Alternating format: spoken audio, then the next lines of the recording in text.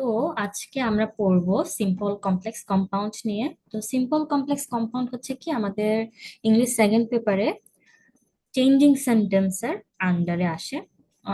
দুই তিনটা সেন্টেন্স দেওয়া থাকে, কনভার্ট করতে বলা হয়। সিম্পল সেন্টেন্স দেওয়া থাকলে সেটাকে কমপ্লেক্স করতে বলতে পারে বা কম্পাউন্ড করতে বলতে পারে। আবার কম্পাউন্ড সেন্টেন্স থাকলে সেটাকে কমপ্লেক্স অথবা সিম্পল করতে বলতে পারে। সেজন্য আমাদেরকে বুঝতে হবে যে কোনটা সিম্পল সেন্টেন্স, কোনটা কমপ্লেক্স সেন্টেন্স এবং কোনটা কম্পাউন্ড সেন্টেন্স। তো সবার আগে আমরা বোঝার চেষ্টা করব যে কিভাবে সিম্পল সেন্টেন্সকে চিহ্নিত করা যায়। তো সিম্পল সেন্টেন্সকে চিহ্নিত করতে হলে আমরা দেখি, এখানে আমরা এখানে একটা ডেফিনেশন লিখেছি। ডেফিনেশনের মধ্যে বলেছি যে simple sentences have just single independent clause. অর্থাৎ সিম্পল সেন্টেন্সের কি থাকে, শুধুমাত্র একটা সিঙ্গেল ইন্ডিপেন্ডেন্ট ক্লজ থাকে। শুধুমাত্র একটা সিঙ্গেল ইন্ডিপেন্ডেন্ট ক্লজ থাকে উইথ নো ডিপেন্ডেন্ট বা সাবঅর্ডিনেট ক্লজেস। অর্থাৎ সিম্পল সেন্টেন্সে শুধুমাত্র একটা ইন্ডিপেন্ডেন্ট ক্লজ থাকবে, কোনো ডিপেন্ডেন্ট ক্লজ থাকবে না। তাহলে প্রশ্ন আসে যে ক্লজ জিনিসটা কি। ঠিক আছে, তাহলে এখানে আমি লিখে রেখেছি ক্লজ জিনিসটা কি। A clause is a group of words. ক্লজটা কি আমি যদি দেখি, যে ক্লজ হচ্ছে একটা group of words that contains a subject and a verb that have a relationship.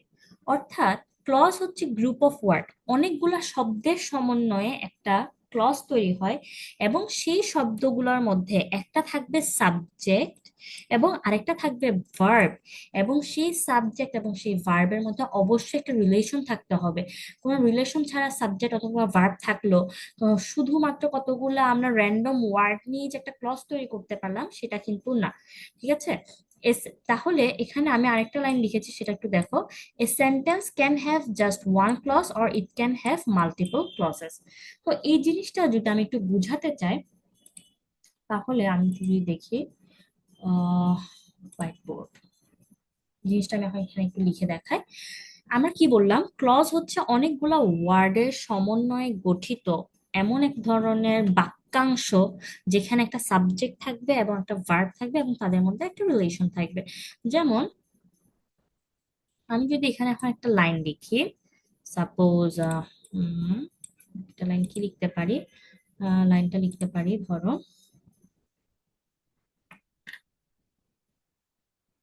Since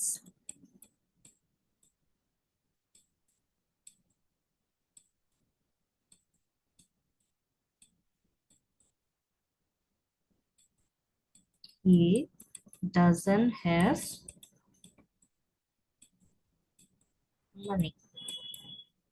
তাহলে আমি এখানে কিছু শব্দ সমন্বয়ে একটা বাক্যাংশ তৈরি করলাম। এই যে দেখো, সিন্স একটা ওয়ার্ড, হি একটা ওয়ার্ড, ডাজেন্ট একটা ওয়ার্ড, হ্যাভ একটা ওয়ার্ড, মানে একটা ওয়ার্ড।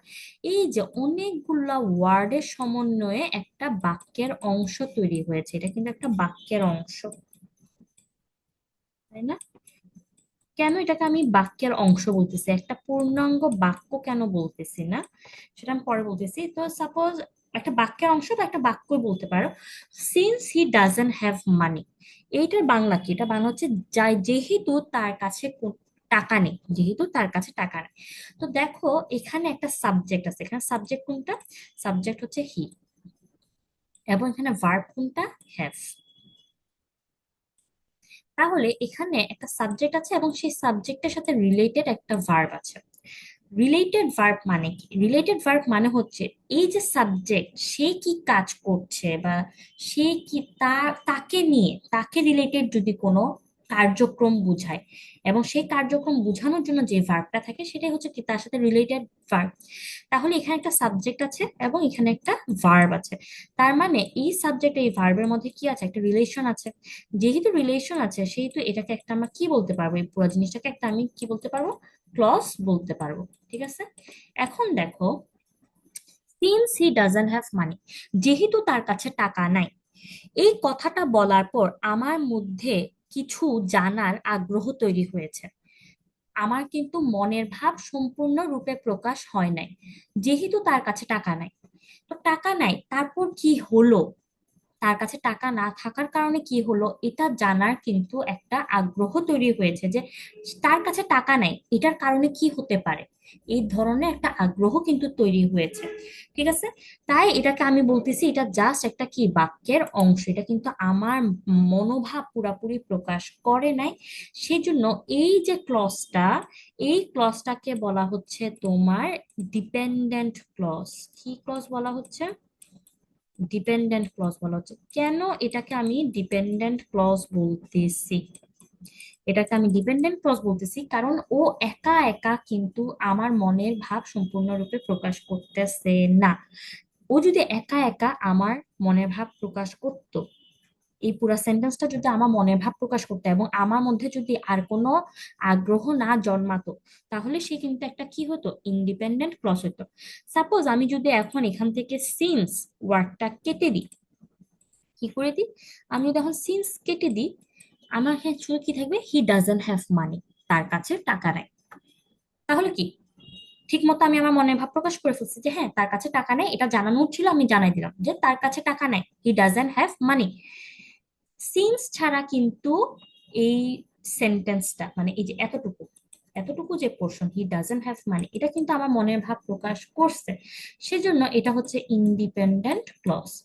কারণ কি, ও এখন আমার মধ্যে আর কোনো আগ্রহ কোনো জন্মাচ্ছে না যে হ্যাঁ তার টাকা নেই, টাকা নেই, এটা আমার আমার জানার ছিল, আমি জেনে গেছি যে হি ডাজন্ট হ্যাভ মানি। এরপরে কি হয়েছে না হয়েছে এটা কিন্তু সেন্টেন্সের বলার ধরন থেকে আমার মধ্যে কোনো কিছু জানার আগ্রহ যেহেতু জন্মায় নাই, সেহেতু আমি বলতে পারি যে হি ডাজন্ট হ্যাভ মানি, এতটুকু পোর্শন আমার মনের ভাব প্রকাশ করছে, এটা একটা ইন্ডিপেন্ডেন্ট ক্লজ। কিন্তু যখনই এখানে সিন্স থাকবে, since he doesn't have money, যেহেতু তার কাছে টাকা নাই, তারপর কি হলো, যখনই আমি সেন্টেন্সের শুরুতে একটা যেহেতু আনতেছি, তখন কি আমার পরের লাইনও শোনার একটা আগ্রহ আছে, যেহেতু তার কাছে টাকা নেই সেহেতু সে এই হসপিটালে ট্রিটমেন্ট নিতে পারবে না।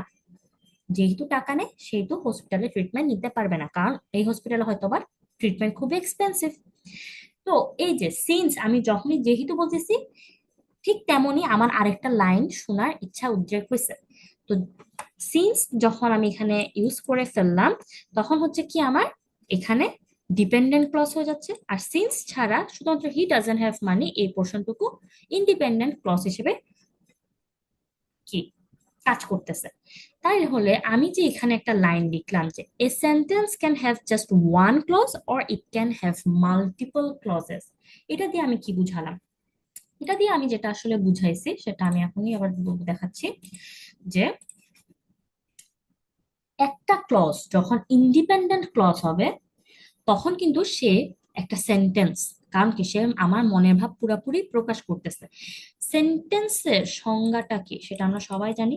সেন্টেন্সের সংজ্ঞাই হচ্ছে যা মনের ভাব সম্পূর্ণরূপে প্রকাশ করে, যা কি করে, মনের ভাব সম্পূর্ণরূপে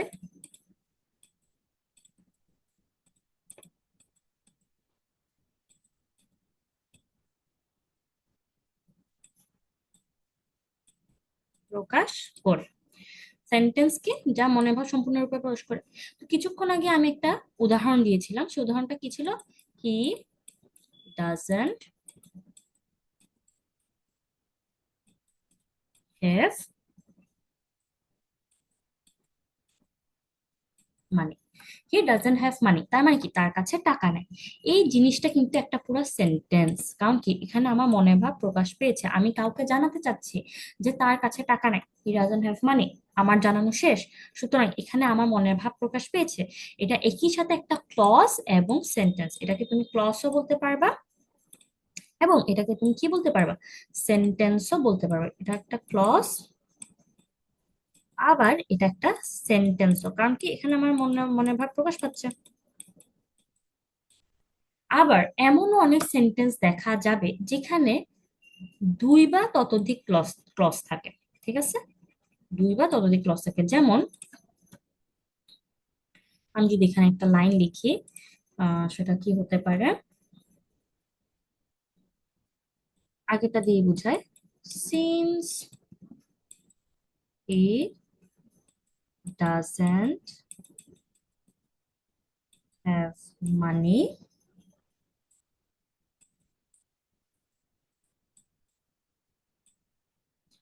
he cannot afford treatment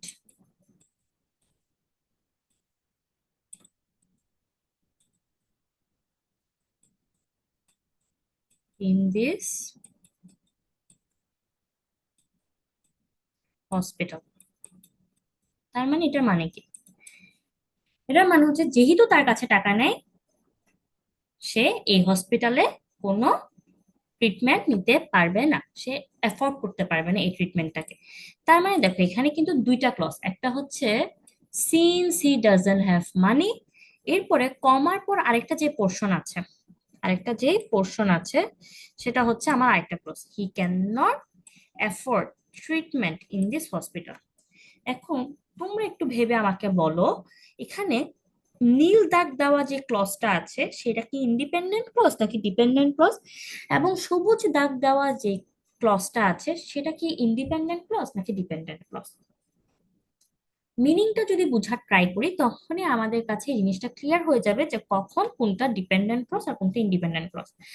যে সেন্টেন্স, যে ক্লজের অর্থ শুনে আমার কাছে আরো কিছু জানতে ইচ্ছা হবে, অর্থাৎ মনের ভাব সম্পূর্ণরূপে প্রকাশ হয়নি, সেটাই হয় আমার ডিপেন্ডেন্ট ক্লজ। তো since he doesn't have money, তো তখনও বুঝিয়েছি যেহেতু তার কাছে টাকা নেই, তো তখন আমাদের জানতে মন চাইবে তো যেহেতু তার কাছে টাকা নেই সেহেতু কি হলো বা সেহেতু কি হবে, আমার জানতে মন চাইবে। কিন্তু আমার এখানে নীল দাগ দেওয়া যে ক্লজটা আছে সেটা যদি দেখি, হি can not afford treatment in this hospital, আমি বললাম সে এই হসপিটালে কোনো ট্রিটমেন্ট অ্যাফোর্ড করতে পারবে না। তাহলে কি তোমার কাছে একটা পূর্ণাঙ্গ আইডিয়া এসে গেছে যে হ্যাঁ, ও এই হসপিটালে কোনো ট্রিটমেন্ট অ্যাফোর্ড করতে পারবে না। রিজনটা জানার ইচ্ছা বা রিজনটা জানার কোনো আগ্রহ তোমার মনের মধ্যে আসতেছে না, জাস্ট তোমার মাথার মধ্যে আইডিয়াটা চলে আসে যে হ্যাঁ, হি can not afford treatment in this hospital. কিন্তু আমি যখন শুধু বলবো যে since he doesn't have money, যখনই আমি সিন্স বলবো তখন কিন্তু আমার ওই কারণের ফলাফলটা কি হবে, ঠিক আছে, সেটা আমার জানতে ইচ্ছা হবে। সেই জন্য আমার এই যে সবুজ পোর্শনটা সেটা হচ্ছে ডিপেন্ডেন্ট ক্লজ, আর এই যে নীল অংশটা সেটা হচ্ছে ইন্ডিপেন্ডেন্ট ক্লজ। এটা আমি আর পুরোটা লিখলাম না, ইন্ডিপেন্ডেন্ট ক্লজ। তাহলে বোঝা গেল যে এখানে এটা কিন্তু পুরাটা একটা সেন্টেন্স, এই পুরাটা মিলে কিন্তু একটা সেন্টেন্স তৈরি হয়েছে, এবং এই সেন্টেন্স আমরা কি দেখতেছি, দুইটা ক্লজ আছে, তাই না? তাহলে কি একের অধিক ক্লজের সমন্বয়েও কিন্তু সেন্টেন্স তৈরি হয়, আবার শুধুমাত্র একটা ক্লজ একটা সেন্টেন্স বুঝাইতে পারে। যেমন আমি যদি শুধু লিখি যে হি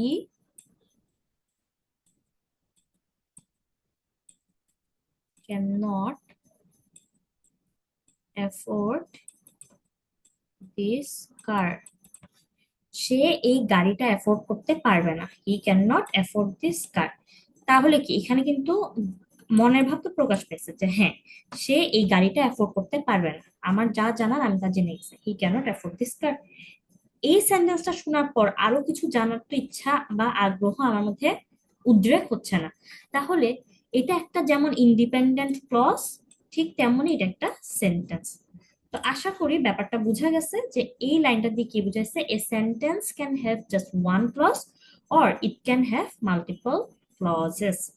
মাল্টিপল মানে কি একের অধিক, আবার একটা ক্লজ দিয়ে একটা সেন্টেন্স তৈরি হয়। আর ক্লজ কি, clause is a group of words that contains a subject and a verb that have a relationship.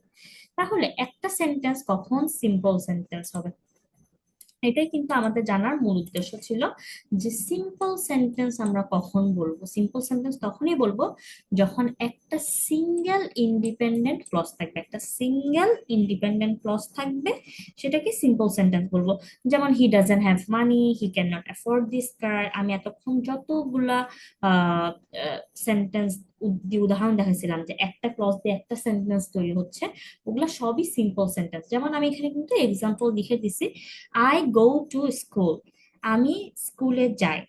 এখানে দেখো একটা সাবজেক্ট আছে, একটা ভার্ব আছে, তা এবং এই সাবজেক্টের সাথে কিন্তু এই ভার্বের রিলেশন আছে, তাই না? এই সাবজেক্টই তো এই কাজটা সম্পাদন করতেছে, তাহলে কি এই সাবজেক্টের সাথে এই ভার্বের একটা রিলেশন আছে। এবং এটা কিন্তু একটা মাত্র ক্লজ, এবং এই একটা ক্লজ দিয়ে আমার কিন্তু মনের ভাব সম্পূর্ণরূপে প্রকাশ হচ্ছে। তাহলে এটা একটা independent clause. I dot C দিয়ে আমি বুঝাচ্ছি ইন্ডিপেন্ডেন্ট ক্লজ। তাহলে একটা সিঙ্গেল ইন্ডিপেন্ডেন্ট ক্লজ আছে, কোনো ডিপেন্ডেন্ট ক্লজ নাই, সেহেতু এটা একটা সিম্পল সেন্টেন্স। পরের উদাহরণে যদি আমি আসি, এখানে আমি কি লিখছি, the news report included various data. News report অনেকগুলো ডাটা অন্তর্ভুক্ত করেছে। তো দেখো এখানে আমার সাবজেক্টটা হচ্ছে কি, নিউজ রিপোর্ট, দি নিউজ রিপোর্ট, এটা হচ্ছে আমার সাবজেক্ট, এবং ভার্ব হচ্ছে ইনক্লুডেড।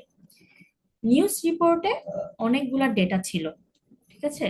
তাহলে কি আমার জানানো দরকার ছিল যে নিউজ রিপোর্টে অনেকগুলা ডেটা ছিল। এটা জানার পর তোমাকে আর কিছু জানতে ইচ্ছা হচ্ছে তারপরে, যে নিউজ রিপোর্টে অনেকগুলো ডাটা ছিল, ঠিক আছে, আমি জানছি।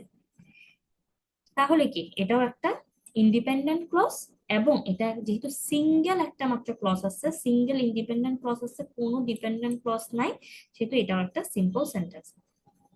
এর পরের যে উদাহরণটা সেটা দেখো, that cat meow so loudly. আমি একটু যদি সবগুলো একটু যদি পরিষ্কার করে দিই, আহ দেখো, that cat meow so loudly, মানে কি ওই বিড়ালটা খুব জোরে মিয়াও মিয়াও সাউন্ড করে, ঠিক আছে? ওই বিড়ালটা খুব জোরে লাউডলি সাউন্ড করে, ঠিক আছে। আর কিছু জানতে ইচ্ছা হচ্ছে আমার মধ্যে, কি কোনো আগ্রহ সৃষ্টি হয়েছে এরপরে কোনো সেন্টেন্স শোনার? না। That cat, that cat meows loudly, আমি জেনে ফেললাম। দেখো এখানেও একটা সাবজেক্ট আছে দ্যাট ক্যাট, এবং সাবজেক্ট হচ্ছে কি মিয়াউস। তাহলে কি হলো, আমার একটা সাবজেক্ট আছে, সাবজেক্ট রিলেটেড ভার্বও আছে, এবং একটা single independent clause, single independent clause, কোনো ডিপেন্ডেন্ট ক্লজ নাই।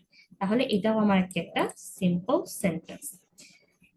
এখন এখানে আমি একটা কন্ট্রাস্টে আর একটা সেন্টেন্স লিখছি, সেটা হচ্ছে that cat meow so loudly.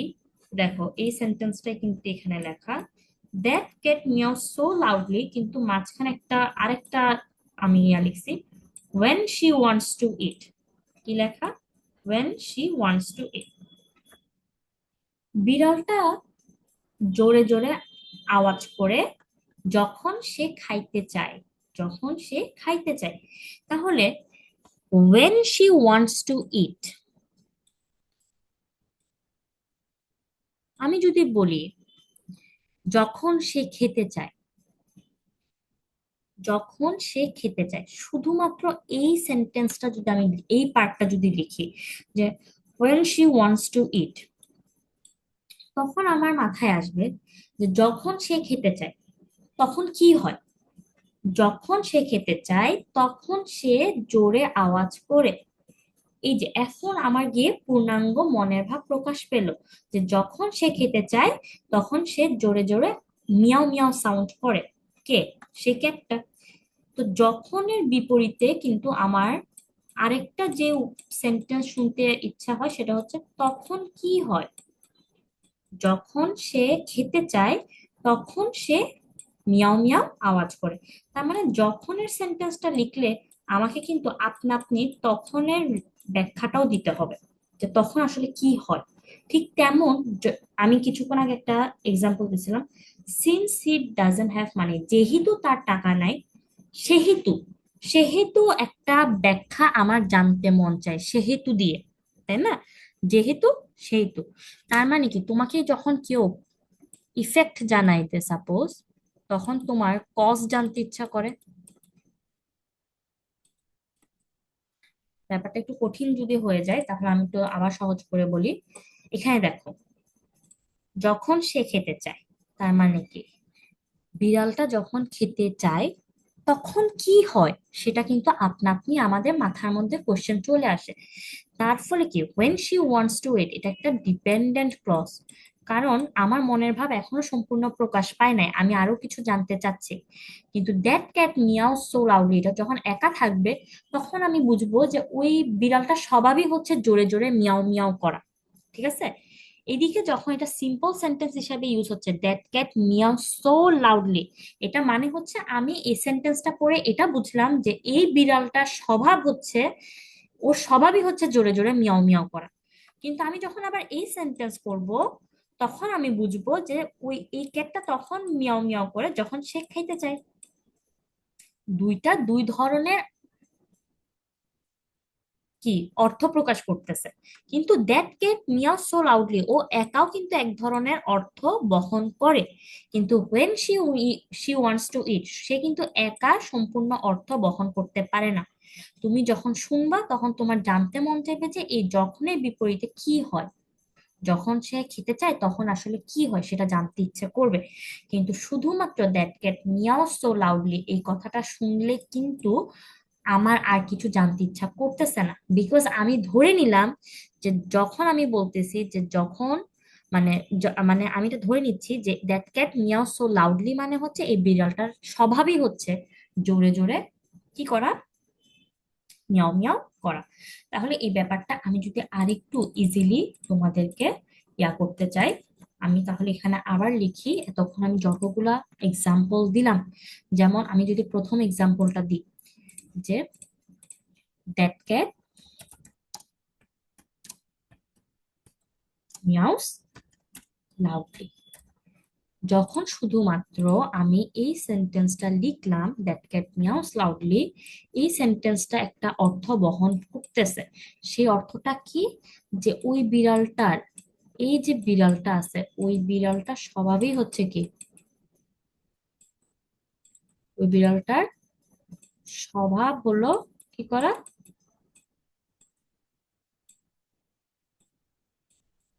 ওই বিড়ালটার স্বভাব হচ্ছে লাউডলি মিয়াও করা। ঠিক আছে, এই লাইনটা যখন শুধু একা থাকবে, এই ক্লজটা যখন, এই যে এটা কিন্তু একটা ইন্ডিপেন্ডেন্ট ক্লজ, কারণ কি এখান থেকে আমি একটা মিনিং কিন্তু বের করছি যে ওই বিড়ালটার স্বভাব কি লাউডলি মিয়াও করা। তাহলে এটা কিন্তু একটা ইন্ডিপেন্ডেন্ট ক্লজ, এবং এই ইন্ডিপেন্ডেন্ট ক্লজটা আমাকে একটা মিনিং দিতে সাহায্য করছে, সেহেতু আমার মধ্যে আর কোনো কিছু জানার ইচ্ছা তৈরি হয় নাই।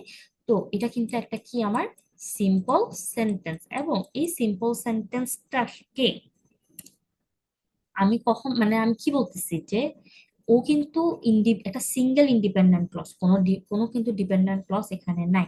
এবং এই সেন্টেন্সটা থেকে আমি একটা মিনিং দাঁড় করাইতে পারছি, সুতরাং এটা আমার ইন্ডিপেন্ডেন্ট ক্লজ। এটা আমি বুঝতে পারলাম কি ওই বিড়ালটা স্বভাব হলো লাউডলি মিয়াও করা।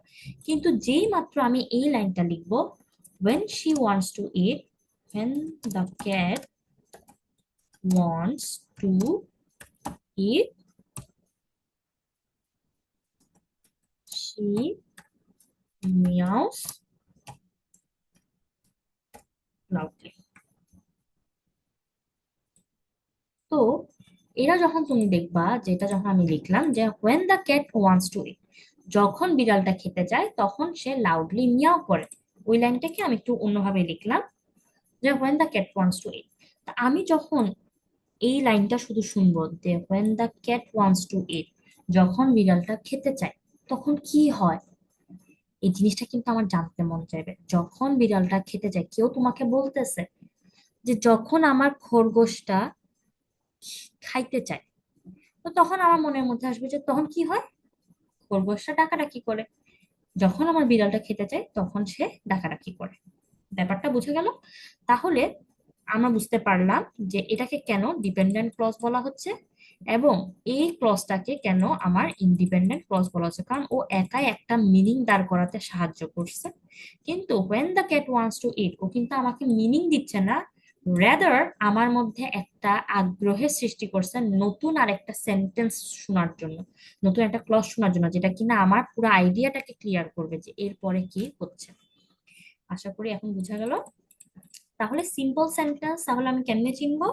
সিম্পল সেন্টেন্স চিনার উপায় হচ্ছে, আমি যদি পুরা পেজটাকে এখন একটু ক্লিয়ার করে ফেলি। সিম্পল সেন্টেন্স জানার উপায় হচ্ছে বা চিনতে পারার উপায় হচ্ছে সেখানে একটা মাত্র সিঙ্গেল ইন্ডিপেন্ডেন্ট ক্লজ থাকবে। সিঙ্গেল ইন্ডিপেন্ডেন্ট ক্লজ থাকবে, সেখানে কোনো ডিপেন্ডেন্ট ক্লজ থাকবে না। তাহলে ইম্পর্টেন্ট হচ্ছে কি একটা সিঙ্গেল ইন্ডিপেন্ডেন্ট ক্লজ থাকা। ঠিক আছে, উইথ নো ডিপেন্ডেন্ট ক্লজ, কোনো ডিপেন্ডেন্ট ক্লজ থাকবে না। এই যে এই সেন্টেন্স গুলোর মতো। এটা কিন্তু তোমার সিম্পল সেন্টেন্স না, কারণ এখানে কিন্তু সিঙ্গেল ইন্ডিপেন্ডেন্ট ক্লজ নাই। এখানে একটা যেমন ইন্ডিপেন্ডেন্ট ক্লজ আছে, ঠিক তেমনই এখানে একটা ডিপেন্ডেন্ট ক্লজও আছে। কিছুক্ষণ আগে আমি এটা ক্লিয়ার করছি, তাই না? এখানে এই যে when she wants to eat, এটা হচ্ছে আমার ডিপেন্ডেন্ট ক্লজ। আর that cat meow so loudly, এটা হচ্ছে আমার ইন্ডিপেন্ডেন্ট ক্লজ। তো যেহেতু এই সেন্টেন্সটা হচ্ছে এখানে একটা সিঙ্গেল ইন্ডিপেন্ডেন্ট ক্লজও আছে, একটা ডিপেন্ডেন্ট ক্লজও আছে, তাহলে ও কিন্তু কোনো সিম্পল সেন্টেন্স হবে না। কেন সিম্পল সেন্টেন্স হবে না? কারণ সিম্পল সেন্টেন্সের সংজ্ঞাতেই আমরা দেখছি আর সিঙ্গেল ইন্ডিপেন্ডেন্ট ক্লজ থাকবে উইথ নো ডিপেন্ডেন্ট ক্লজ। ঠিক আছে, অনেকক্ষণ যাবত আমরা সিম্পল সেন্টেন্স নিয়েই পড়লাম, এখন আমরা সামনে গিয়ে কমপ্লেক্স সেন্টেন্সটা নিয়ে এখন বোঝার ট্রাই করবো। A complex sentence consists of a single main independent clause with one or more dependent clauses. তার মানে এখানে আমাকে কি বলতেছে, একটা কমপ্লেক্স সেন্টেন্সে একটা মেইন সিঙ্গেল ইন্ডিপেন্ডেন্ট ক্লজ থাকবে। মানে কি, একটা কমপ্লেক্স সেন্টেন্সের মধ্যে একটা ক্লজ থাকবে যেটা হচ্ছে ইন্ডিপেন্ডেন্ট ক্লজ, এবং ইন্ডিপেন্ডেন্ট ক্লজ একটাই থাকবে। ইন্ডিপেন্ডেন্ট ক্লজ কয়টা থাকবে? একটাই থাকবে। এবং ওয়ান অর মোর ডিপেন্ডেন্ট ক্লসেস, কিন্তু ডিপেন্ডেন্ট ক্লসের সংখ্যা থাকবে এক বা একের অধিক। তার মানে কমপ্লেক্স সেন্টেন্স মানে কি? কমপ্লেক্স সেন্টেন্সের মানে হচ্ছে যে তোমার একটা কি থাকবে, একটা থাকবে ইন্ডিপেন্ডেন্ট ক্লস, আর এক অর মোর মানে ওয়ান অর মোর থাকবে কি তোমার ডিপেন্ডেন্ট ক্লজ। তাহলে ইন্ডিপেন্ডেন্ট ক্লজ আর ডিপেন্ডেন্ট ক্লজ কিন্তু চিনতে পারাটা খুবই ইম্পর্টেন্ট। কমপ্লেক্স সেন্টেন্সের সংজ্ঞা থেকে আমরা বুঝতেছি যে এখানে একটা ইন্ডিপেন্ডেন্ট ক্লজ থাকবে আর এক বা একের অধিক ডিপেন্ডেন্ট ক্লজ থাকবে। ব্যাপারটা মাথায় রাখবা, ইন্ডিপেন্ডেন্ট ক্লজ থাকবে একটা, ডিপেন্ডেন্ট ক্লজ থাকবে এক বা একের অধিক। আচ্ছা, কথা হচ্ছে যে শুধু কি ইন্ডিপেন্ডেন্ট ক্লজ রেখে দিলাম, ডিপেন্ডেন্ট ক্লজ রেখে দিলাম হয়ে গেল? সেন্টেন্সকে কানেক্ট করতে হবে না। সেন্টেন্সকে কানেক্ট না করলে, মানে সরি, ক্লজকে কানেক্ট করতে না পারলে সেটা একটা সেন্টেন্সে কখনোই প্রকাশ হবে না। যেমন আমি যদি একটা উদাহরণ দিয়ে দেখাই, সাপোজ একটা সাপোজ একটা আমার ইন্ডিপেন্ডেন্ট ক্লজ হচ্ছে হি লাভস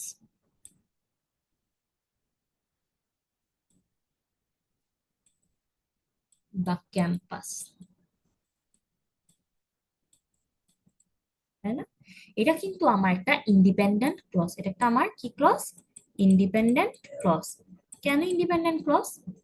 কারণ আমি কিন্তু এখান থেকে একটা আইডিয়া পাচ্ছি যে এই যে হি, সে কি করে, সে ক্যাম্পাসটাকে পছন্দ করে, হি লাভস দ্য ক্যাম্পাস। ঠিক আছে, সে ক্যাম্পাস পছন্দ করে। এটা একটা ইন্ডিপেন্ডেন্ট ক্লজ না? কারণ আমার মনের মধ্যে প্রকাশ পেয়েছে, আমাকে আর কিছু জানতে ইচ্ছা করছে বা এটার এগেনস্টে আর কিছু জানার প্রয়োজন মনে হচ্ছে যে এটার এগেনস্টে আমার আর কিছু জানতে হবে না। সুতরাং হি লাভস দ্য ক্যাম্পাস। কিন্তু আমি যদি আরেকটা সেন্টেন্স লিখি, সেটা কি হবে একটু দেখো। when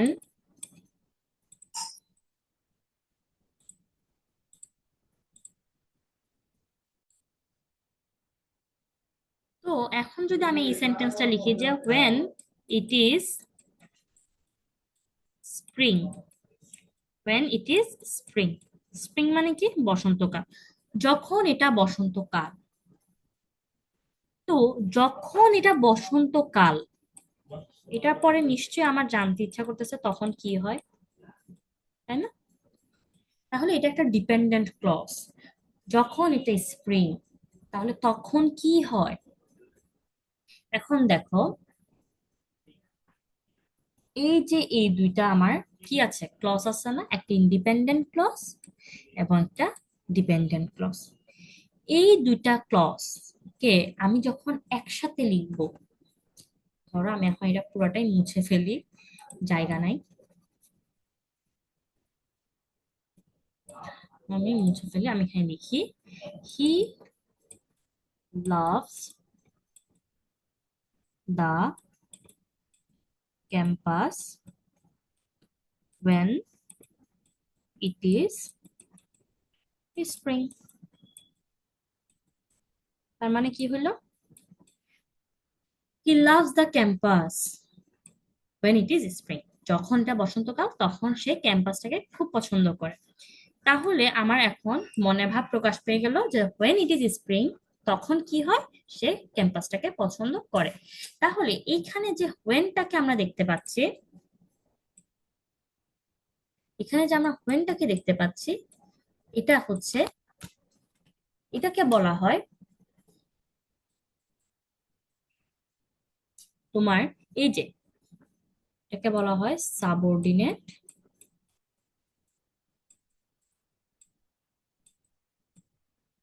conjunction.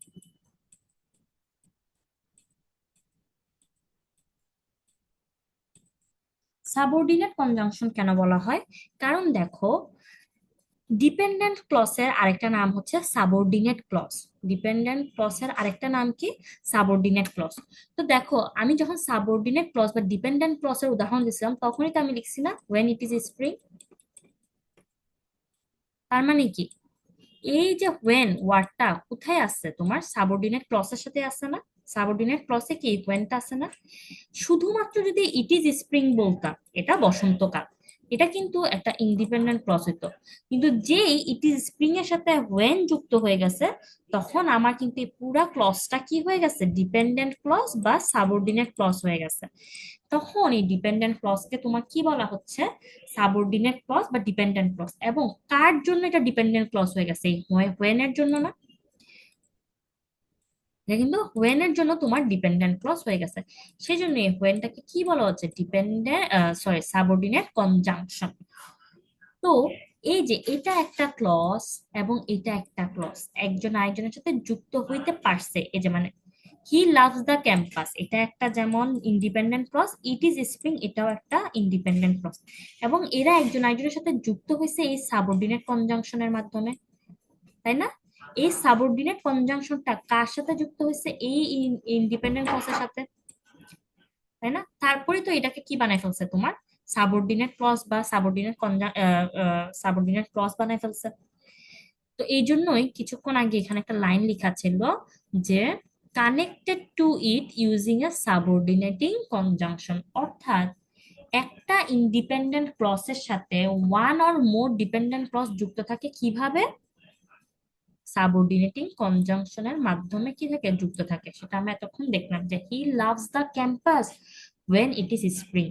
এই সাবঅর্ডিনেটিং কনজাংশন একটা ইন্ডিপেন্ডেন্ট ক্লজকে ঠিক যেমনই ডিপেন্ডেন্ট ক্লজ বানাই ফেলতেছে, ঠিক তেমনই একটা ইন্ডিপেন্ডেন্ট ক্লজের সাথে ওই ডিপেন্ডেন্ট ক্লজটাকে অ্যাডও করতেছে। সেজন্য ওটাকে বলা হচ্ছে কি, সাবঅর্ডিনেটিং কনজাংশন। তো এখানে আমরা কিছু সাবঅর্ডিনেটিং কনজাংশনের উদাহরণ দেখতে পারতেছি, যেমন as, since, though, due to, provided that, because of, তারপর হচ্ছে কি আনলেস। ঠিক আছে, এন্ড কিন্তু তোমার সাবঅর্ডিনেটিং কনজাংশন না। এখানে জাস্ট লেখা হচ্ছে যে বিকজ অফ এবং আনলেস, এটা বোঝানোর জন্য। এন্ড কিন্তু সাবঅর্ডিনেটিং কনজাংশন না। তাহলে এই যে এখানে আমি কিছু সাবঅর্ডিনেটিং কনজাংশনের নাম দেখতে পাচ্ছি, as, since, though, due to, provided that, because of, তারপর হচ্ছে আনলেস। তাহলে এই যে সাবঅর্ডিনেটিং কনজাংশন গুলো, এগুলো দিয়ে নিশ্চয়ই তাহলে আমার কি করা যাবে, কমপ্লেক্স সেন্টেন্স তৈরি করা যাবে। তাহলে চলো আমরা একটা উদাহরণ দেখি। প্রথমে আমি যে উদাহরণটা দেখবো সেটা হচ্ছে, এখানে আমি ফার্স্ট একটা আমি লাইন লিখছি, সেই লাইনটা আমরা যদি একটু খেয়াল করি সেটা হচ্ছে because he wouldn't wear a seat belt. দেখো এটা এটা কি ক্লজ, আমাকে আগে সেটা বলতে হবে, এটা কি ইন্ডিপেন্ডেন্ট ক্লজ নাকি ডিপেন্ডেন্ট ক্লজ।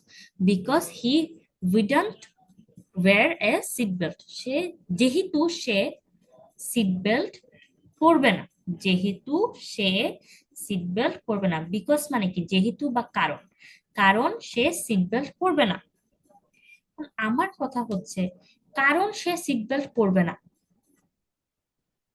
এটা তো হচ্ছে একটা পরিণতি, সরি, এটা হচ্ছে একটা রিজন। এটা হচ্ছে কি একটা রিজন। রিজন মানে কি কারণ। কারণ সে সিট বেল্ট পরবে না। তো এই যে ও যে এখানে কি বলতেছে, ও সিট বেল্ট পরবে না, এই সিট বেল্ট না পরার কারণে তার কি হবে সেটা কিন্তু জানার একটা ইচ্ছা আমার মধ্যে তৈরি হচ্ছে। কারণ আমাকে যদি কেউ বলে কারণ সে স্কুলে আসবে না, এই কারণ ও জিনিসটা কিসের বিপরীতে আমাকে বলতেছে? নিশ্চয়ই এর আগে আমি কিছু বলছিলাম, তাই না? বা ব্যাপারটাকে যদি একটু ইজিলি আমি বুঝাতে চাই, সাপোজ আমি এখানে একটা যদি উদাহরণ দিই,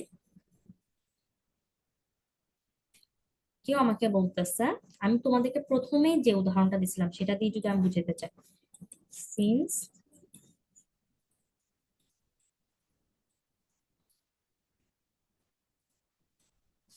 হি ডাজন্ট হ্যাভ মানি, এটা কি আমার প্রথম উদাহরণটা ছিল না? যেহেতু তার টাকা নাই সেহেতু কি হবে, তাই না? সিন্স, কিছুক্ষণ আগে কিন্তু আমরা এই যে সাবঅর্ডিনেটিং কনজাংশনের মধ্যে কিন্তু সিন্স এর নামটা দেখছিলাম। সিন্স, অ্যাজ, এই নামগুলো দেখছিলাম। Since he doesn't have money, যেহেতু তার টাকা নেই সেহেতু কি হবে, বা since he doesn't have money, এটা তো একটা রিজন, যেহেতু তার টাকা নাই। তো এটার কারণে কি হইতে পারে ওর সাথে? ঠিক আছে, এই জিনিসটা যেহেতু তার টাকা নাই সেহেতু কি হবে সেটা আমার জানার একটা ইচ্ছা উদ্রেক হচ্ছে। ঠিক তেমনই এখানে লেখা লেখা because he wouldn't wear a seat belt, তো সে যেহেতু সিট বেল্ট পরবে না তার বিপরীতে কি হবে সেটা আমার জানতে মন যাচ্ছে। একমাত্র এখানে বিকজ এই ওয়ার্ডটা আছে দেখে আমার মধ্যে আরো কিছু শোনার আগ্রহ তৈরি হচ্ছে। এখানে যদি বিকজ ওয়ার্ডটা না থাকতো, শুধুমাত্র থাকতো যে he wouldn't wear a seat belt, সে সিট বেল্ট পরবে না, এটা আমাকে যদি জাস্ট জানাই দিত, তাহলে কিন্তু আমার কাছে আর কিছু শোনার ইচ্ছা জাগতো না। কিন্তু যেই কিনা এখানে বিকজ অ্যাড করছে, because he wouldn't wear a seat belt, যেহেতু সে সিট বেল্ট পরবে না সেহেতু কি হবে। দেখো, এর পরের লাইনেই আমি হচ্ছে যে পূর্ণাঙ্গ সেন্টেন্সটা লিখলাম। Deep wasn't allowed to drive the car, দীপকে কার চালানোতে অ্যালাউ করা হয় নাই, because he wouldn't wear a seat belt, কারণ সে সিট বেল্ট পরবে না। যেহেতু সে সিট বেল্ট পরবে না তাই দীপকে গাড়ি চালাইতে দেওয়া হয় না। এই যে আমার মনের ভাব সম্পূর্ণরূপে প্রকাশ পেয়ে গেল। সে একটা কাজ করবে না এর বিপরীতে কি হচ্ছে ওর সাথে সেটা কিন্তু আমি জানতে পেরে গেছি। বুঝে গেল? তাহলে যে because he wouldn't wear a seat belt, এই পোর্শনটুকু হচ্ছে আমার ডিপেন্ডেন্ট ক্লজ বা সাবঅর্ডিনেট ক্লজ, এবং Deep wasn't allowed to drive the car, এতটুকু পর্যন্ত যে অংশ, Deep wasn't allowed to drive the car, এই যে এখান থেকে এতটুকু, এটা হচ্ছে আমার ইন্ডিপেন্ডেন্ট ক্লজ। কেন? শুধু এই এই পার্টটা পড়ো, Deep wasn't allowed to drive the car, দীপকে গাড়ি চালাতে দেওয়া হয়নি। হয়নি, হয়নি, ঠিক আছে। তাহলে এটা হচ্ছে আমার ইন্ডিপেন্ডেন্ট ক্লজ। দেখো ইন্ডিপেন্ডেন্ট ক্লজের সংখ্যা কয়টা? একটা।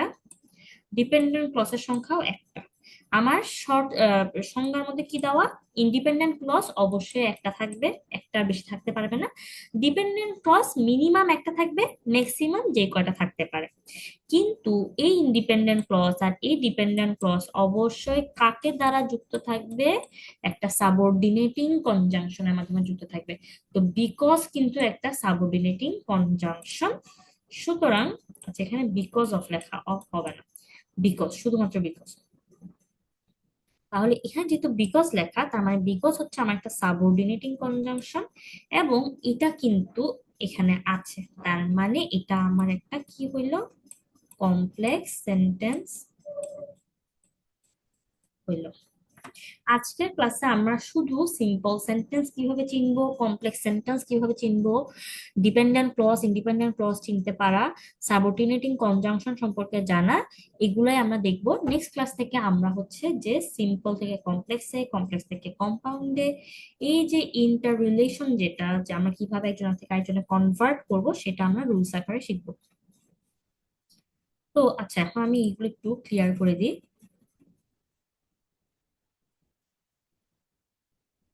এখন আমি যেটা বুঝাবো সেটা হচ্ছে যে, আচ্ছা, এখানে আমি একটা লাইন লিখছি, সেটা হচ্ছে কজ এন্ড ইফেক্ট রিলেশন। এই লেখাটা আমি কেন লিখছি? কজ মানে কি কারণ, ইফেক্ট মানে কি প্রভাব। কার কারণে কি প্রভাব পড়লো, সেটাই হচ্ছে কি কজ এন্ড ইফেক্ট রিলেশন। কার কারণে কি প্রভাব পড়লো। তো এই এই পেজে আমি যতগুলা সাবঅর্ডিনেটিং কনজাংশনের নাম লিখছি, as, since, though, due to, provided that, because, তারপর হচ্ছে আনলেস, এই সাবঅর্ডিনেটিং কনজাংশন গুলা তোমার কজ এন্ড ইফেক্ট রিলেশনটাকে এক্সপ্লেইন করে। আমি যদি আমার আগের এক্সাম্পলটাতে ফেরত যাই, দীপ wasn't allowed to drive the car because he wouldn't wear a seat belt. যেহেতু সে সিট বেল্ট পরবে না, সেহেতু তাকে কি করা হয় না, কার ড্রাইভ করতে দেওয়া হয় না। তাহলে এখানে কজটা কি, মানে কারণটা কি? কারণটা হচ্ছে সে সিট বেল্ট পরবে না। আর ইফেক্টটা কি? ইফেক্টটা হচ্ছে তাকে গাড়ি চালাতে দেওয়া হবে না, বা তাকে গাড়ি চালাতে দেওয়া হয় না। কজ অ্যান্ড ইফেক্ট, কজ মানে কারণ, ইফেক্ট মানে প্রভাব। কার কারণে কি প্রভাব পড়লো। তাহলে আমার কজটা কি এই সেন্টেন্সে? কজটা হচ্ছে যে সে সিট বেল্ট পরবে না, আর ইফেক্টটা হচ্ছে তাকে গাড়ি চালাতে দেওয়া হবে না। খুবই স্বাভাবিক, সিট বেল্ট না পরলে তাকে তো অবশ্যই গাড়ি চালাতে দেওয়া উচিত না। আচ্ছা, তাহলে বোঝা গেল এই যে as, since, though, due to, provided that, because, unless, এই যে এই সাবঅর্ডিনেটিং কনজাংশন গুলো আসলে কজ এন্ড ইফেক্ট রিলেশনটাকে এস্টাবলিশ করে। জিনিসগুলো আমাদের আসলে এইভাবে মনে রাখার কোনো দরকার নাই যে কোন সাবঅর্ডিনেটিং কনজাংশন, মানে আমার এমন না যে লিস্ট আকারে 1 2 3 4 করে মনে রাখতে হবে যেটা আমার সাবঅর্ডিনেটিং কনজাংশন। আমরা যখন কি জানি বলে কি করব, কনভার্ট করা শিখবো, তখন আমরা আপনা আপনি বুঝে যাব যে কমপ্লেক্স সেন্টেন্স আমরা এটা ইউজ করতেছি, সুতরাং এটা সাবঅর্ডিনেটিং কনজাংশন। কিন্তু আমাদের বুঝতে হবে, ঠিক আছে, যে আসলে কারা মানে কাদের উপস্থিতির কারণে একটা ইন্ডিপেন্ডেন্ট ক্লজ ডিপেন্ডেন্ট ক্লজ হয়ে যাচ্ছে। এটা দেখো, he wouldn't wear a seat belt, শুধুমাত্র এই সেন্টেন্সটা কিন্তু একটা ইন্ডিপেন্ডেন্ট ক্লজ। কিন্তু যখনই এটার সামনে বিকজ চলে আসতেছে, তখন কিন্তু এই পুরো সেন্টেন্সটা একটা ডিপেন্ডেন্ট ক্লজ হয়ে যাচ্ছে। তো কার উপস্থিতির কারণে? বিকজের কারণে না। সেজন্য বিকজ কিন্তু একটা আমার কি সাবঅর্ডিনেটিং কনজাংশন। কারণ এই ইন্ডিপেন্ডেন্ট ক্লজটাকে আগে তো ডিপেন্ডেন্ট ক্লজ বানাইলো, তারপরে ডিপেন্ডেন্ট ক্লজটা কি কার সাথে যুক্ত হবে? আরেকটা ইন্ডিপেন্ডেন্ট ক্লজের সাথে যুক্ত হবে, যার ফলে এই বিকজটাকে কি বলা হচ্ছে? একটা সাবঅর্ডিনেটিং কনজাংশন বলা হচ্ছে। এখন দেখো, আমি আরেকটা এখানে এক্সাম্পল দিছি, John couldn't make it to the party. ঠিক আছে, John couldn't make it to the party. এখন আমার কথা হচ্ছে, জান পার্টিতে যেতে পারে নাই। জান couldn't make it to the party, এটা মানে কি? জান পার্টিতে যেতে পারে নাই। তোমাদের আর কিছু জানতে ইচ্ছা হচ্ছে?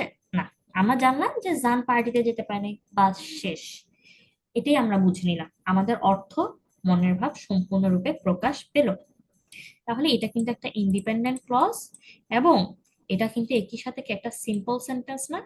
কারণ সিঙ্গেল ইন্ডিপেন্ডেন্ট ক্লজ যখন থাকে, তখন কিন্তু সেটা একটা সিম্পল সেন্টেন্স হয়। তার মানে এই যে রেড লাইন যেটা, সেটা একটা সিম্পল সেন্টেন্স, জান couldn't make it to the party. আচ্ছা, এখন এর পরের লাইনটা দেখো, যেটা ইয়েলো কালার দিয়ে লেখা, বিকজ ফাং ওয়াজ ফিলিং ইল, জান couldn't make it to the party. যেহেতু ফাং এর শরীর খারাপ লাগছিল, জান পার্টিতে আসতে পারেনি। এটা দিয়ে আমরা যেটা বুঝতেছি সেটা হচ্ছে যে জান পার্টিতে আসতে না পারার কারণটা কি ছিল? ফাং এর অসুস্থতা।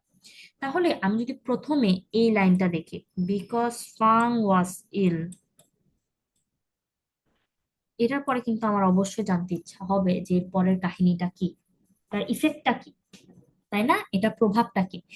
ফাং, যেহেতু ফাং অসুস্থ ফিল করছিল, সেহেতু কি হইলো, সেহেতু জান পার্টিতে যেতে পারলো না। তো এটা একটা ইন্ডিপেন্ডেন্ট ক্লজ আর এটা একটা ডিপেন্ডেন্ট ক্লজ, তারা একসাথে যখন যুক্ত হইলো তখন সেটা একটা কমপ্লেক্স সেন্টেন্স হয়ে গেল। কমপ্লেক্স আমি সিপিএলএক্স লিখলাম আপাতত, এটা একটা কি হয়ে গেল, কমপ্লেক্স সেন্টেন্স হয়ে গেল। আর এখানে তো অবশ্যই সাবঅর্ডিনেটিং কনজাংশন আছে, বিকজ, বুঝা গেল। আচ্ছা, এখন আমরা আরো কিছু ধরনের সাবঅর্ডিনেটিং কনজাংশন দেখব। এই সাবঅর্ডিনেটিং কনজাংশন গুলো আসলে টাইম অথবা প্লেস এই জিনিসটাকে কি করে, সিগন্যাল মানে ইন্ডিকেট করে। এতক্ষণ আমরা যে সাবঅর্ডিনেটিং কনজাংশন দেখে আসছি সেই সাবঅর্ডিনেটিং কনজাংশনটা কি বুঝাইছে, কজ এন্ড ইফেক্ট রিলেশনশিপ। আর এখন যে সাবঅর্ডিনেটিং কনজাংশন দেখবো সেটা কিসের রিলেশনশিপ বুঝাবে, টাইম অথবা জায়গার। যেমন once, while, when, whenever, where, wherever, before, after।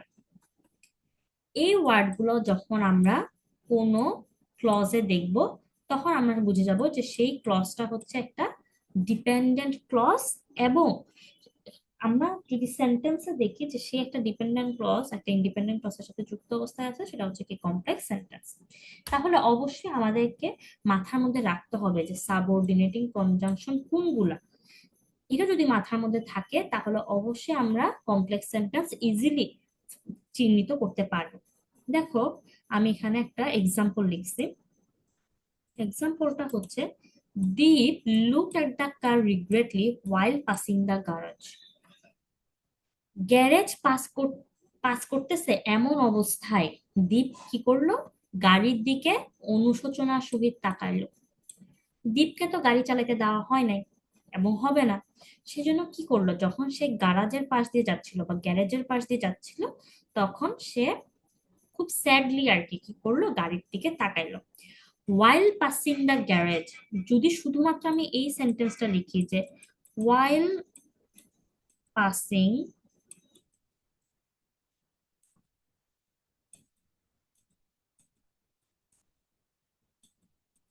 the garage, garage pass করা অবস্থায় কি হইলো, পাস করা অবস্থায় কি হইলো, এটা আমার জানতে ইচ্ছা হচ্ছে না। কি হইল, while passing the garage, garage pass করার সময় কি হলো। তাহলে এটা কিন্তু একটা ডিপেন্ডেন্ট ক্লজ এবং while হচ্ছে কি আমার subordinating conjunction. Deep looked at the car regretfully, ও কিন্তু একাই একটা কি মিনিং তৈরি করতেছে যে দীপ গাড়ির দিকে অনুশোচনার সহিত তাকালো। তার মানে এটা একটা ইন্ডিপেন্ডেন্ট ক্লজ, এটা একটা ডিপেন্ডেন্ট ক্লজ। যখন একসাথে আসলো তখন তারা কি তৈরি করলো, কমপ্লেক্স সেন্টেন্স তৈরি করলো। বুঝা গেল। তাহলে মিনিংটা যদি বুঝতে পারো, সেন্টেন্সে একটা সেন্টেন্স কয়টা ক্লজ দিয়ে ভাগ তৈরি হলো সেটা আগে বের করলা, তারপর কোন ক্লজ কিরকম সেটা জানতে পারলে তাহলে তুমি বুঝে যাবা যে সেটা সিম্পল সেন্টেন্স নাকি কমপ্লেক্স সেন্টেন্স। একটা মাত্র যদি সিঙ্গেল ইন্ডিপেন্ডেন্ট ক্লজ পাও তাহলে তো এটা প্রমাণ হয়ে যাচ্ছে যে সেটা সিম্পল সেন্টেন্স। একটা ইন্ডিপেন্ডেন্ট ক্লজ এবং একের অধিক ডিপেন্ডেন্ট ক্লজ থাকলে সেটা হয়ে যাবে কমপ্লেক্স সেন্টেন্স। ঠিক আছে, এখন আমি পরের এক্সাম্পলটাতে দেখি। পরের এক্সাম্পলটা আমি তোমাদেরকে আগেই বুঝাই ফেলছি, that cat meow so loudly when she wants to eat. তাহলে এখানে when she wants to eat এটা হচ্ছে তোমার একটা ডিপেন্ডেন্ট ক্লজ, যখন সে খাইতে চায়। এটার পরে আমার কিছুটা জানতে ইচ্ছা হচ্ছে, তা আমি জানলাম যে তখন ওই বিড়ালটা কি করে, জোরে জোরে মিয়াও মিয়াও করে। তো এটা একটা ইন্ডিপেন্ডেন্ট ক্লজ, এবং যেহেতু একটা ইন্ডিপেন্ডেন্ট ক্লজ এবং একটা ডিপেন্ডেন্ট ক্লজ একসাথে হয়েছে সেহেতু এটা আমার একটা কমপ্লেক্স সেন্টেন্স। তাহলে এগুলো আমি সব একটু ক্লিয়ার করে ফেলি।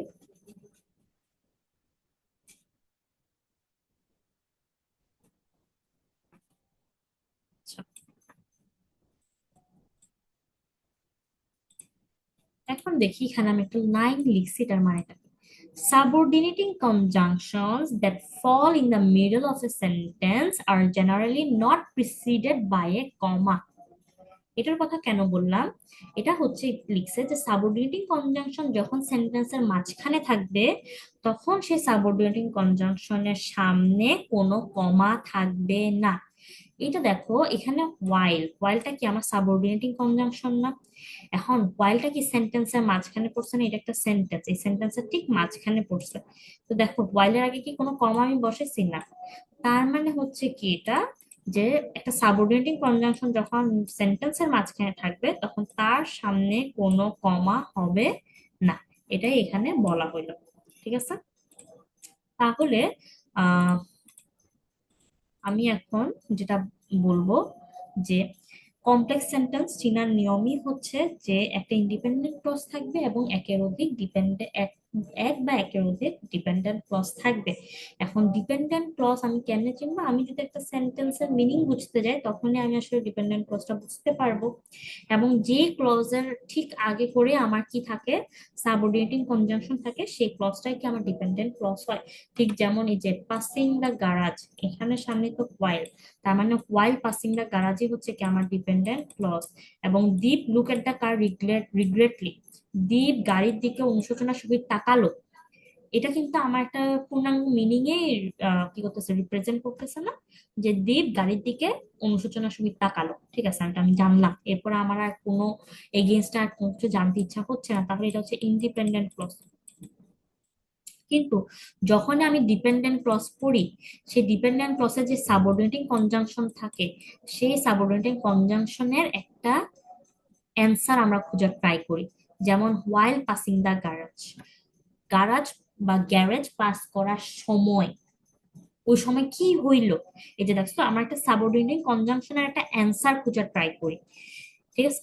যার ফলে হচ্ছে কি আমাদের একটা ইন্ডিপেন্ডেন্ট ক্লজকে ডিপেন্ডেন্ট ক্লজের সাথে অ্যাড করতে হয়, যাতে করে ডিপেন্ডেন্ট ক্লজের যে সীমাবদ্ধতাটা আছে, যে সে একটা মিনিং ঠিক মতো আমাদেরকে দিতে পারতেছে না, সেই মিনিংটা যাতে চলে আসে। তারপর এই যে ঠিক এর পরের লাইনটা দিয়ে যদি আমি বুঝাই, আমি আরেকটা উদাহরণ দিয়ে বুঝাই ফেলি যাতে করে কোনো প্রকার কনফিউশন না থাকে। উম,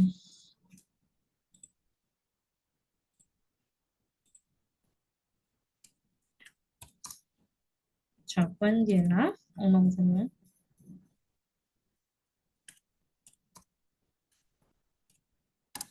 I will help you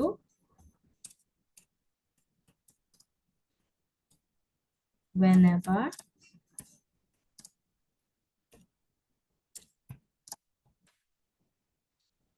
আমি তোমাকে সাহায্য করব যখনই তোমার প্রয়োজন হবে।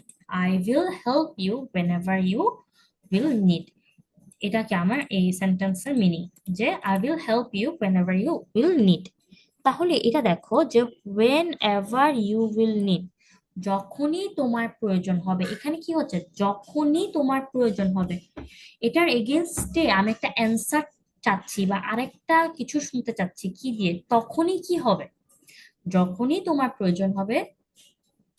এটার পরে তোমার আর কিছু শুনতে ইচ্ছা হচ্ছে না? যখনই তোমার প্রয়োজন হবে, তখনই কি হবে সেটা জানতে হবে। তখনই আমি তোমাকে হেল্প করব। তার মানে whenever you will need, এটা হচ্ছে আমার ডিপেন্ডেন্ট ক্লজ। আর আই উইল হেল্প ইউ, এটাকে আমরা নর্মালিও তো আমরা আমাদের ফ্রেন্ডকে বলেছি আই উইল হেল্প ইউ, আমি তোমাকে সাহায্য করবো। এটার পরে কি আর কিছু আমার জানাইতে হয় বা তার কি কোনো কিছু জানার ইচ্ছা থাকে না?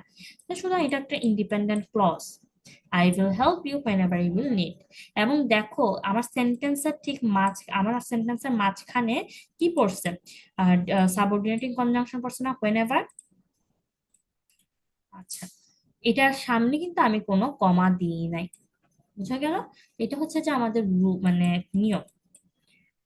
ওকে, তাহলে হয়তোবা আমরা এখন বুঝতে পেরেছি যে কমপ্লেক্স সেন্টেন্স কিভাবে ফর্ম হয়, কমপ্লেক্স সেন্টেন্সের মধ্যে ডিপেন্ডেন্ট ক্লজটাকে আমরা কিভাবে চিনতে পারি। আশা করি আমরা বুঝতে পেরেছি। এখন আমরা এখানে আমি যে সাবঅর্ডিনেট কোঅর্ডিনেটস এর একটা লিস্ট দিয়ে দিচ্ছি। এটা হচ্ছে যে মুখস্থ না, কিন্তু চিনতে পারতে হবে যে আসলে মানে সাবঅর্ডিনেটিং সাবঅর্ডিনেটিং কোঅর্ডিনেট লিখলাম কেন, এটা তো কনজাংশন হবে, সরি।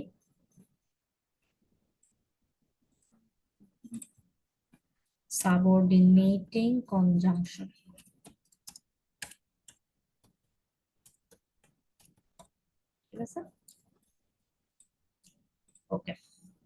তাহলে এখানে আমি সাবঅর্ডিনেটিং কনজাংশন দিয়ে দিলাম, যেমন after, although, as if, as long as, because, before, by the time, even if. এগুলো তোমরা একটু দেখবা। যেমন তোমরা কিন্তু লেস্ট দিয়ে কিন্তু সেন্টেন্স শুনছো, আহ তোমরা যারা হচ্ছে ইয়া পড়ছো, কমপ্লিটিং সেন্টেন্স, এই কমপ্লিটিং সেন্টেন্সের যারা ইয়া করছো, যারা জানো, যা আমাদেরকে সেন্টেন্স কমপ্লিট করতে দেয়, একটা খালি ঘর আহ, দেওয়া থাকে। আবার এরকমও আছে যে fill in the gaps with phrase, ফ্রেজের মধ্যেও তোমরা কিন্তু এই যে এই ওয়ার্ডের কথা শুনছো, লেস্ট, শুনছো না? আচ্ছা, ঠিক আছে। তো হচ্ছে যে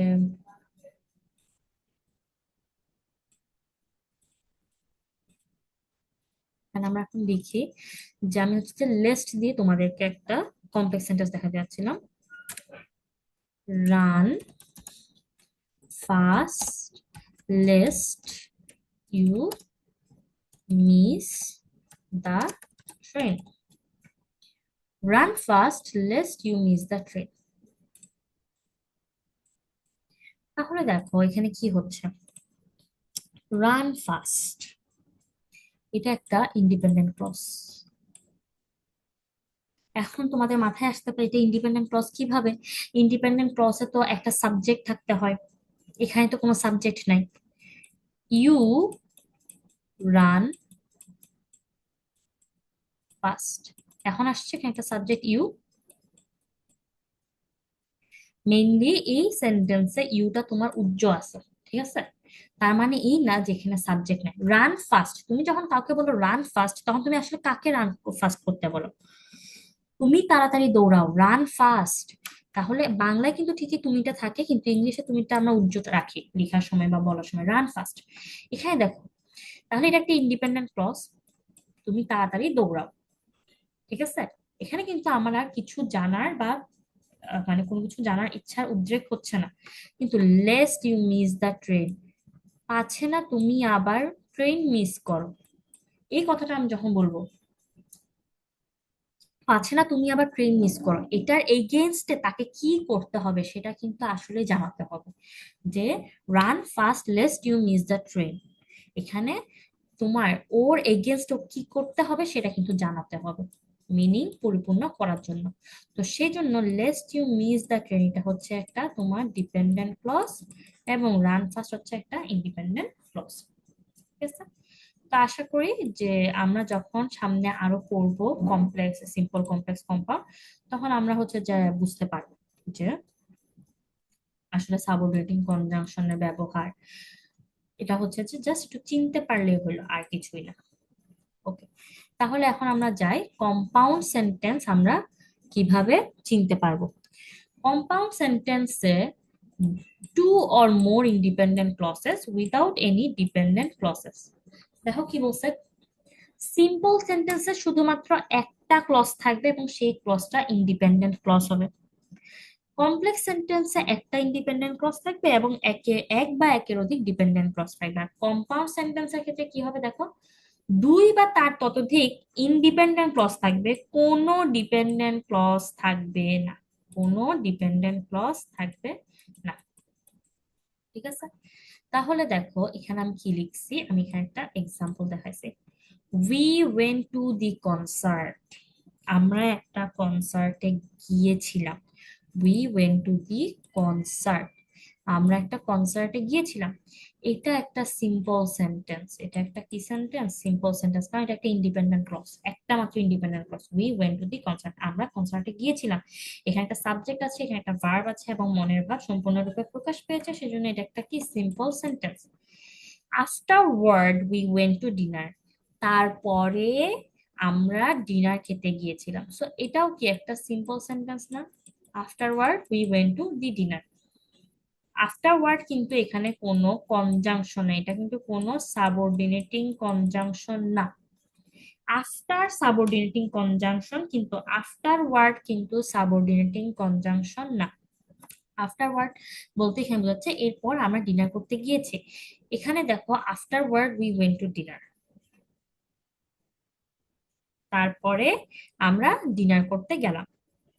তাহলে এই উই ওয়েন্ট টু ডিনার এটা হচ্ছে একটা simple sentence, we went to the concert এটা একটা সিম্পল সেন্টেন্স, মানে এটা একটা ইন্ডিপেন্ডেন্ট ক্লজ, এটা একটা ইন্ডিপেন্ডেন্ট ক্লজ। এই দুইটা ইন্ডিপেন্ডেন্ট ক্লজ তোমার কি দ্বারা যুক্ত হচ্ছে এখানে, এন্ড দ্বারা। We went to the concert and afterward we went to dinner, এবং তারপরে আমরা ডিনার করতে গেলাম। এটাকে বলা হয়, এই যে এন্ডটাকে বলা হয় তোমার কোঅর্ডিনেটিং কনজাংশন। দুইটা ইন্ডিপেন্ডেন্ট ক্লজকে যুক্ত করে যে কনজাংশন তাকে বলা হয় কোঅর্ডিনেটিং কনজাংশন। আফটারওয়ার্ড কিন্তু কোনো কনজাংশন না, এখানে এন্ড হচ্ছে তোমার কোঅর্ডিনেটিং কনজাংশন, যেটা কিনা কি করতেছে, দুইটা ইন্ডিপেন্ডেন্ট ক্লজকে কানেক্ট করতেছে। ঠিক আছে, আমি যদি এখানে আরো কিছু উদাহরণ দেখাই, যেমন এই উদাহরণটা দেখো, 1 number, I have a pet rabbit and his name is Fluffy. Fluffy, আমার একটা পোষা খরগোশ আছে, I have a pet rabbit and his name is Fluffy. আমার একটা পেট রেবিট আছে, হিজ নেম ইজ ফ্লাফি। এখানে দুইটা ক্লজকে আগে চিহ্নিত করে দেখাই আমি তোমাদেরকে। দুইটা ক্লজকে যদি চিহ্নিত করে দেখাইতে হয় সেটা হবে হিজ নেম ইজ ফ্লাফি আর I have a pet rabbit. এই দুইটা হচ্ছে ক্লজ, এবং এন্ডটা হচ্ছে কি তোমার কোঅর্ডিনেটিং কনজাংশন। এন্ডটা হচ্ছে কোঅর্ডিনেটিং কনজাংশন। দুইটা ইন্ডিপেন্ডেন্ট ক্লজকে আমি যুক্ত করছি কিসের মাধ্যমে, একটা কোঅর্ডিনেটিং ক্লজ, সেটা হচ্ছে কি এন্ড।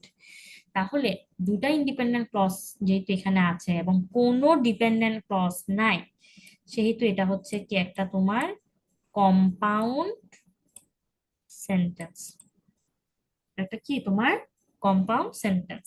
এখন যদি আমি এর পরের এক্সাম্পলটা দেখি, সেখানে কি লিখছে, নেচার ডাজ নট হারি ইয়েট এভরিথিং ইজ অ্যাকমপ্লিশড। প্রকৃতি তাড়াহুড়া করে না, তবুও সবকিছু সম্পূর্ণ। মানে কি, প্রকৃতি কিন্তু কোনো কাজে তাড়াহুড়া করে না, কিন্তু প্রকৃতিতে সবকিছুই কিন্তু কি একদম পরিপূর্ণ রূপেই আছে। তো ইয়েট মানে হচ্ছে তবুও, এবং এই ইয়েটটা হচ্ছে কি তোমার এখানে কোঅর্ডিনেটিং কনজাংশন। দেখো আমি দুইটা ক্লজকে কিন্তু আলাদা করছি, নেচার ডাজ নট হারি একটা ক্লজ, আর এভরিথিং ইজ অ্যাকমপ্লিশড এটা একটা ক্লজ। দুইটা ক্লজে কিন্তু নিজে নিজে তোমার মনের ভাব প্রকাশ করতে পারে। নেচার ডাজ নট হারি মানে কি, প্রকৃতি তাড়াহুড়া করে না। ঠিক আছে, জানলাম। এটাতে আমার আর কোনো কিছু জানতে জানার ইচ্ছা উদ্রেক হচ্ছে না। আবার আরেকটা ক্লজ, এটা এভরিথিং ইজ অ্যাকমপ্লিশ, সবকিছুই পরিপূর্ণ। ঠিক আছে, এটা জানার পরেও আমার আর কোনো প্রশ্ন মনের মধ্যে আসতেছে না। তো এই দুইটা ইন্ডিপেন্ডেন্ট ক্লজকে আমি যখন ইয়েট দিয়ে যুক্ত করলাম, তখন এই পুরা 2 নাম্বার সেন্টেন্সটা হয়ে গেল একটা কম্পাউন্ড সেন্টেন্স, এবং এখানের মধ্যে কিন্তু কোনো কি নাই, ডিপেন্ডেন্ট ক্লজ নাই। 3 নাম্বার এক্সাম্পলটা যদি আমি দেখি, তাহলে হচ্ছে you will face many defeats in life. তুমি লাইফে অনেক পরাজয় ফেস করবা, but never let yourself be defeated. Never let yourself be defeated. তাহলে এখানে আমার দুইটা ক্লজ কি কি, you will face many defeats in life এটা একটা clause, never let yourself be defeated এটা একটা ক্লজ। আমি তোমাকে বলতেছি কখনোই নিজেকে হারতে দিও না। এটা জানার পর কি তোমার আর কিছু শোনার ইচ্ছা উদ্রেক হচ্ছে, যে কিভাবে নিজেকে হাঁটতে দিব না, এটা কি জানতে ইচ্ছা হচ্ছে? মানে লাইক আমার কথার মধ্যে কি এই ধরনের কোনো কোশ্চেন উঠে আসতেছে? আমি জাস্ট বললাম যে কখনো নিজেকে হাঁটতে দিও না। আরেকটা যে সেন্টেন্স, একটা যে clause, you will face many defeats in life, তুমি তোমার লাইফে অনেক পরাজয় ফেস করবা। ঠিক আছে, এটা একটা যেমন ইন্ডিপেন্ডেন্ট ক্লজ, এটাও একটা ইন্ডিপেন্ডেন্ট ক্লজ। এই দুটো ইন্ডিপেন্ডেন্ট ক্লজকে আমি বাট দিয়ে যুক্ত করছি, এই বাটটা হচ্ছে কোঅর্ডিনেটিভ কনজাংশন। তো আমার এই সেন্টেন্সটা কি হয়ে গেল, একটা কম্পাউন্ড সেন্টেন্স হয়ে গেল। তাহলে আমি কি বুঝতে পারতেছি যে কোঅর্ডিনেটিং কনজাংশন দিয়ে আমরা দুইটা ইন্ডিপেন্ডেন্ট ক্লজকে অ্যাড করি, এবং আহ দুইটা বা দুই দুই বা ততোধিক ইন্ডিপেন্ডেন্ট ক্লজ যখন একজন একজনের সাথে যুক্ত হবে, কোনো ডিপেন্ডেন্ট ক্লজ যখন থাকবে না, তখন সেই সেন্টেন্সটাকে বলা হবে কম্পাউন্ড সেন্টেন্স। আর যদি একটা ইন্ডিপেন্ডেন্ট ক্লজ থাকে এবং এক বা একাধিক ডিপেন্ডেন্ট ক্লজ থাকে, তা এবং সেই দুইটা সেগুলো যদি তোমার কি দিয়ে যুক্ত হয়, সাবঅর্ডিনেটিং কনজাংশন দিয়ে যুক্ত হয়, তবে সেটাকে বলা হবে কমপ্লেক্স সেন্টেন্স। আচ্ছা, এখন আমার যেটা জানতে হবে যে কোঅর্ডিনেটিং কনজাংশন তাহলে কোনগুলো। কোঅর্ডিনেটিং কনজাংশন মনে রাখার জন্য একটা নিয়ম আছে, যে নিয়ম মানে হচ্ছে যে একটা ওয়ার্ড আছে, যে ওয়ার্ডটা মাথায় রাখলে আসলে কোঅর্ডিনেটিং কনজাংশনটা মাথায় থেকে যায়। সেটা হচ্ছে ফ্যান বয়েস। দেখো, ফ্যান বয়েজ, এই ওয়ার্ডটা যদি মনে রাখো তারপরে তোমার এইগুলা মনে থাকবে। ঠিক আছে? কেমনে? দেখো, ফ্যান বয়েসের প্রথম ওয়ার্ডটা কি, প্রথম লেটারটা কি? এফ। এফ দিয়ে হচ্ছে ফর, এ দিয়ে হচ্ছে এন্ড, এন দিয়ে হচ্ছে নর, বি দিয়ে বাট, ও দিয়ে অর, ওয়াই দিয়ে ইয়েট, আর এস দিয়ে হচ্ছে সো। ঠিক আছে? এস দিয়ে হচ্ছে কি তোমার সো। তাহলে ফ্যান বয়েস যদি মনে রাখো তাহলে কোঅর্ডিনেটিং কনজাংশন আসলে কোনগুলো সেটা মনে থাকতেছে। আমরা দেখছি যে আমাদের কিন্তু সাবঅর্ডিনেটিং কনজাংশন অনেকগুলা, কিন্তু কোঅর্ডিনেটিং কনজাংশন বলতে গেলে মূলত এই আহ, কয়টাই, সাতটাই। ফর এন্ড নর, বাট, অর, ইয়েট, সো। এটা আমরা এই যে ফ্যান ভয়েস মনে রাখলে কি আমাদের মনে থাকতেছে? এফ ফর ফর, এ দিয়ে হচ্ছে এন দিয়ে নর, বি দিয়ে বাট, ও দিয়ে হচ্ছে অর, ওয়াই দিয়ে ইয়েট, এস দিয়ে সো। এবং এখান দিয়ে এটা দিয়ে এখানে আমরা এন্ড দিয়ে, ইয়েট দিয়ে আর বাট দিয়ে কিন্তু তিনটা এক্সাম্পল দেখে ফেলছি। তাহলে কম্পাউন্ড সেন্টেন্সে অবশ্যই কি থাকবে? দুই বা ততোধিক ইন্ডিপেন্ডেন্ট ক্লজ থাকবে এবং কোনো ডিপেন্ডেন্ট ক্লজ থাকবে না। এখন আমরা এই পেজের পড়াটা একটু দেখি যে আসলে মেনলি কি।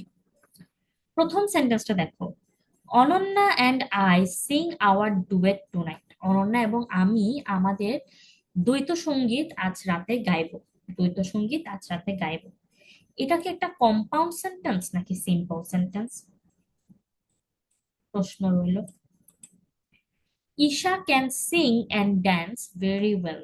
ঈশা গাইতে এবং নাচতে খুব ভালো পারে। এটা কি একটা সিম্পল সেন্টেন্স নাকি কম্পাউন্ড সেন্টেন্স?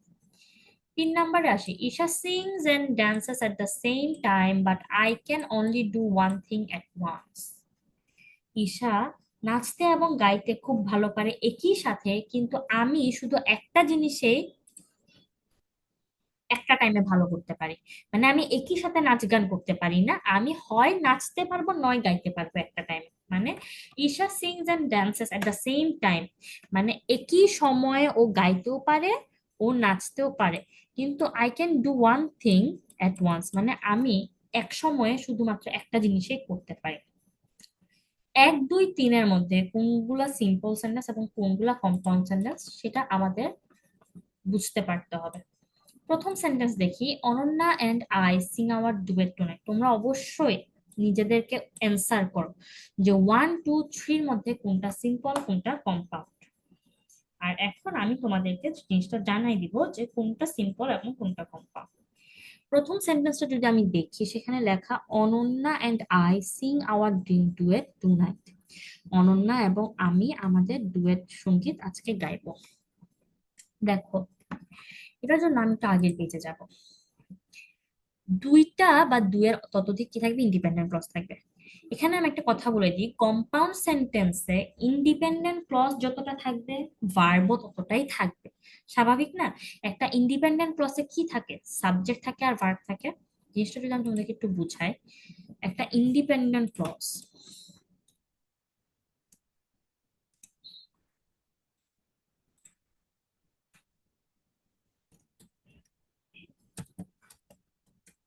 ইন্ডিপেন্ডেন্ট ক্লজ ওর মধ্যে কি কি থাকে? ওর মধ্যে থাকে হচ্ছে তোমার, ওর মধ্যে থাকে হচ্ছে তোমার সাবজেক্ট আর হচ্ছে ভার্ব। ঠিক আছে? একটা সাবজেক্ট এবং একটা ভার্ব থাকবে মনের ভাব সম্পূর্ণরূপে প্রকাশ করার জন্য। তার মানে ইন্ডিপেন্ডেন্ট ক্লজ যতটা থাকবে ঠিক ততটাই সাবজেক্ট থাকবে, ঠিক ততটাই ভার্ব থাকবে। ইন্ডিপেন্ডেন্ট ক্লজ যেহেতু সে কি মনের ভাব সম্পূর্ণরূপে প্রকাশ করতে পারে না, তাহলে যেহেতু ও মনের ভাব প্রকাশ করতে পারে, তাহলে ওর মধ্যে কিন্তু অবশ্যই নিজস্ব সাবজেক্ট থাকবে এবং নিজস্ব ভার্ব থাকবে।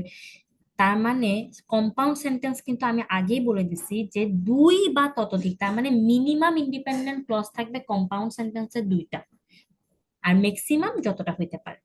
কম্পাউন্ড সেন্টেন্স হওয়ার শর্ত হচ্ছে কি, এটা অবশ্যই তোমরা তোমাদের নোট খাতায় লিখবা, যে কম্পাউন্ড সেন্টেন্স হওয়ার শর্ত হচ্ছে যে মিনিমাম মিনিমাম কি থাকবে, দুইটা ইন্ডিপেন্ডেন্ট ক্লজ থাকবে। আর ইন্ডিপেন্ডেন্ট ক্লজ মানে কি, সাবজেক্ট আর ভার্ব।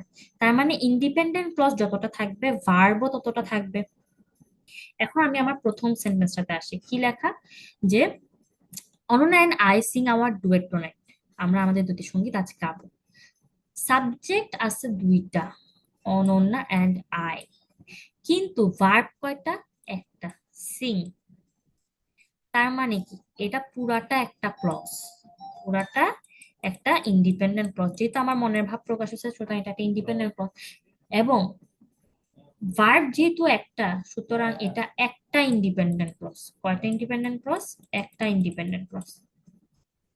আর একটা ইন্ডিপেন্ডেন্ট ক্লজ মানে হচ্ছে এটা হচ্ছে একটা সিম্পল সেন্টেন্স। একটা কি সেন্টেন্স, সিম্পল সেন্টেন্স। 2 নম্বরে আসি, Isha can sing and dance very well. Subject কয়টা, একটা, ঈশা। এখানে দুইটা ভার্বের কথা বলা হচ্ছে, sing and dance very well, কিন্তু ওদের সাথে রিলেটেড সাবজেক্ট কয়টা, একটা না? ওদের সাথে রিলেটেড সাবজেক্ট কয়টা, একটা। কি বলছিলাম ক্লজের সংজ্ঞাতে, যে সাবজেক্ট এবং ভার্ব থাকবে এবং সাবজেক্ট এবং ভার্বের মধ্যে সম্পর্ক থাকতে হবে। এখন ভার্ব হয়তো বা আমি দুইটা দেখতেছি, সিং এন্ড ডান্স, কিন্তু ওদের সাথে সম্পর্কযুক্ত সাবজেক্ট কয়টা, একটা, সেটা হচ্ছে ঈশা।